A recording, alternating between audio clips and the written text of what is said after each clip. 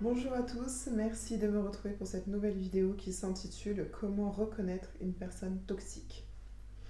Les personnes appelées toxiques sont celles qui vont littéralement vous prendre de l'énergie. Face à une personne toxique, on va se sentir un peu mal, un peu gêné, un peu stressé. On va se sentir de plus en plus fatigué, plus on reste avec. Et surtout, on va ressentir un soulagement quand on s'éloigne ou quand cette personne s'éloigne de nous. Alors la question est, une personne avec qui on se sent aussi mal, avec qui notre intuition et chaque partie de nous pousse à nous en éloigner le plus vite et le plus loin possible. Cette personne est-elle sincère envers nous? Porte-t-elle envers nous une intention positive? D'emblée, on dirait que non, n'est-ce pas? Mais en réalité, une personne toxique peut être consciemment sincère envers nous, vouloir nous dire la vérité surtout, nous porter consciemment une intention positive, vouloir ce qui est le mieux pour nous, mais nourrir sans en avoir conscience des pensées négatives envers nous ou un aspect de nous, parce qu'elles portent des attentes sur nous ou sur notre comportement. Donc, cette personne gentille, sincère, qui veut le meilleur pour nous est quand même toxique, malgré elle, parce qu'elle n'a même pas conscience de ses pensées négatives qui donc influent inconsciemment sur son comportement. Tout comme une personne toxique peut être consciemment sincère envers nous comme envers tout le monde, parce que cette personne croit par exemple en l'importance de la sincérité et de la vérité, nous porter consciemment une intention négative, parce qu'elle souhaiterait nous voir agir d'une manière autre que celle qu'on choisit pour nous-mêmes par exemple, et nourrir, consciemment ou non, des pensées négatives envers nous ou un aspect de nous. Donc, cette personne gentille, sincère, qui veut le meilleur pour tous, nous est toxique parce que nous ne rentrons plus dans ce qu'elle veut pour elle-même. Et ça peut être une vision de l'amitié, une vision du couple, etc.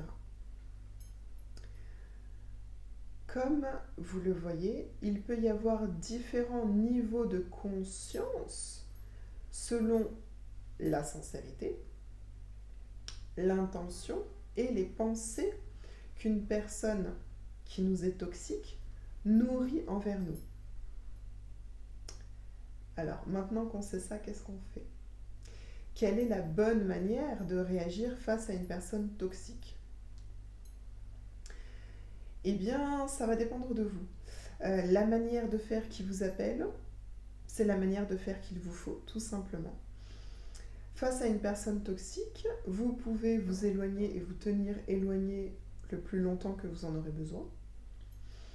Vous pouvez aussi tenter d'identifier, si vous le souhaitez, quels pourraient être les niveaux d'inconscience que cette personne doit dépasser pour pouvoir recréer une relation saine et non toxique avec vous. Vous pouvez de temps en temps, ou le plus souvent possible, essayer de créer un déclic chez la personne sur ces différents niveaux d'inconscience. Mais si vous choisissez d'essayer d'identifier l'inconscience chez une personne qui vous est toxique, ou si vous choisissez de tenter de créer un déclic,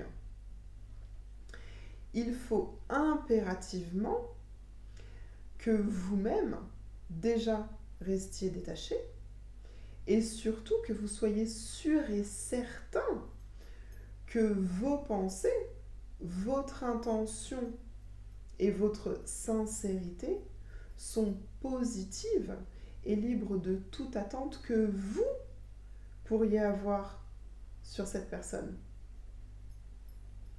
Parce que sinon, même si vous voulez aider, vous devenez une personne toxique pour la personne qui vous était toxique. Ceci étant dit, n'est-ce pas, comme effectivement nous n'avons pas tous la pleine conscience de tout ce qu'on fait, ce qu'on dit et ce qu'on pense à chaque instant, cela signifie qu'on est tous des personnes potentiellement toxiques pour les autres. Et sincèrement, c'est uniquement à travers tout ce travail de développement personnel, de méditation, de compréhension de notre monde intérieur, de conscientisation des tenants et des aboutissants de nos schémas de pensée qui eux-mêmes se répercutent sur nos actions. Tout cela est la seule manière dont nous pouvons tous nous assurer qu'on devient meilleur. Pour soi-même d'abord, mais pour les autres aussi. En attendant de voir les fruits de ce travail de méditation et d'auto-analyse, rappelons-nous de ne pas projeter de culpabilisation vers les personnes qu'on ressent comme étant toxiques. Comme nous le sommes tous, potentiellement toxiques. Et concentrons-nous plutôt sur des moyens de nous renforcer intérieurement pour maîtriser les impacts que les éléments extérieurs, les autres, les événements, etc., ont sur nous. Merci d'avoir visionné cette vidéo, j'espère qu'elle vous a plu. Je vous invite à laisser en commentaire des compréhensions que vous avez pu avoir sur ce type de sujet. Ça peut aider des personnes qui passeraient par les mêmes choses à s'en rendre compte aussi pour elles-mêmes. Merci pour vos likes, merci pour vos abonnements, merci pour vos partages. Je vous souhaite une excellente journée et je vous dis à très bientôt. Au revoir.